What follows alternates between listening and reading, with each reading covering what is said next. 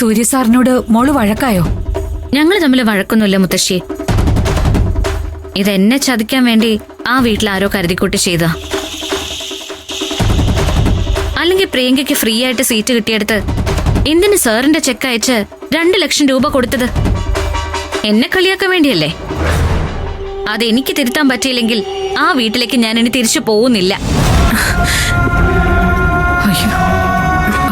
മോളെ, അക്കാര്യത്തിൽ എന്താ പറ്റിയെന്ന് യതീന്ദ്ര സാറും സൂര്യ സാറും കൂടി കണ്ടുപിടിക്കുമല്ലോ.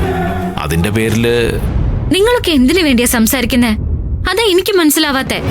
ഞാനിവിടെ നിങ്ങളുടെ കൂടെ നിൽക്കുന്നത് കൊണ്ട് നിങ്ങൾക്ക് വല്ല ബുദ്ധിമുട്ടുണ്ടോ? അവിടെ ഒരു വേലക്കാരി കുറഞ്ഞു, അത്രേ ഉള്ളൂ വ്യത്യാസം.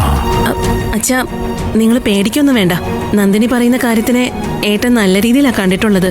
പക്ഷേ കാശ് തിരിച്ചു കൊടുക്കണ്ടേ? ഇത്രയും വലിയ തുക നമ്മളെ കൊണ്ട് തിരിച്ചു കൊടുക്കാൻ പറ്റുമോ? പറ്റണം, എങ്ങനെയെങ്കിലും തിരിച്ചു കൊടുക്കാൻ പറ്റണം. ഒരു വർഷം സ്കൂളിൽ പോയില്ലെങ്കിലും കുഴപ്പമില്ല. ചേച്ചി നാണം കെട്ട് അവരുടെ മുമ്പിൽ പോയി നിക്കണ്ട. നീ വിഷമിക്കേണ്ട മോളെ, ഇവിടെയും സർക്കാർ സ്കൂളുണ്ടല്ലോ. നിന്റെ സീറ്റിന്റെ കാര്യം നമുക്ക് അതുവഴി നോക്കാം. അച്ഛാ, പ്രശാന്ത് ഏട്ടനെ വിളിച്ച് അമ്മായിയെ കൊണ്ട് എവിടെന്നെങ്കിലും കുറച്ച് പണം വാങ്ങിക്കാൻ പറ്റുമോ? അവരുടെ കയ്യിലൊന്നും കാണില്ല മോളെ. പിന്നെ അമ്മാവൻ ഇതറിഞ്ഞ ഇതിനേക്കാളും വലിയ പ്രശ്നമായിരിക്കും. ആരതി, നിന്റെ പരിചയത്തില് അല്ലെങ്കിൽ വിവേകിന്റെ പരിചയത്തില് എവിടെന്നെങ്കിലും ചെറിയ പലിശയ്ക്ക് പണം കിട്ടുമോ? ഞാനത് പതുക്കെ പതുക്കെ വീട്ടിക്കോളാം. നന്ദിനി, സിറ്റിയിലുള്ള ആൾക്കാരെ സംബന്ധിച്ച് 2 ലക്ഷം രൂപ എന്ന് പറയുന്നത് അത്ര വലിയ തുകയൊന്നുമല്ല.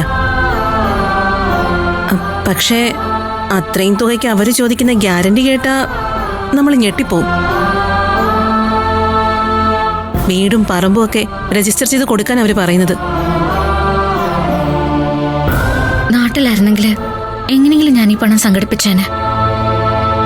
ഇതിപ്പോ ഞാൻ ഈ പണം അന്വേഷിക്കുന്നത് സൂര്യ സാറിന്റെ കൂടെ ജീവിക്കാനുള്ള കൊതി കൊണ്ടൊന്നും അല്ല.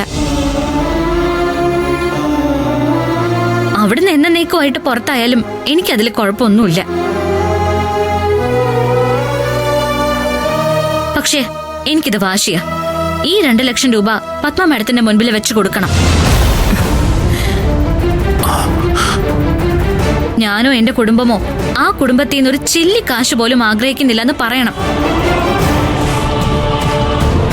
ഞാനൊന്ന് ട്രൈ ചെയ്ത് നോക്കാം. ഇപ്പൊ എനിക്ക് അതേ പറയാൻ പറ്റൂ. ബാക്കിയൊക്കെ നിന്റെ ഭാഗ്യം പോലെ ഇരിക്കും. അത് മതി, ഒന്ന് ശ്രമിക്കേ. പിന്നെ എല്ലാരോടായിട്ട് ഞാനൊരു കാര്യം പറയാം. ഇതിന്റെ പേരിൽ മാറിയിരുന്നുള്ള സംസാരം, ഒറ്റയ്ക്കൊറ്റയ്ക്ക് പോയിരുന്നുള്ള കരച്ചില്, അതൊന്നും വേണ്ട. ഇത് എന്റെ ദാമ്പത്യം സംരക്ഷിക്കാനല്ല, എന്റെ കുടുംബത്തിന്റെ അഭിമാനം സംരക്ഷിക്കാനാ. അതിലെനിക്ക് ജയിച്ചു കാണിച്ചു കൊടുക്കണം. ആ വാശി നിങ്ങളുടെ എല്ലാവരുടെയും ഉള്ളിലുണ്ടാവണം.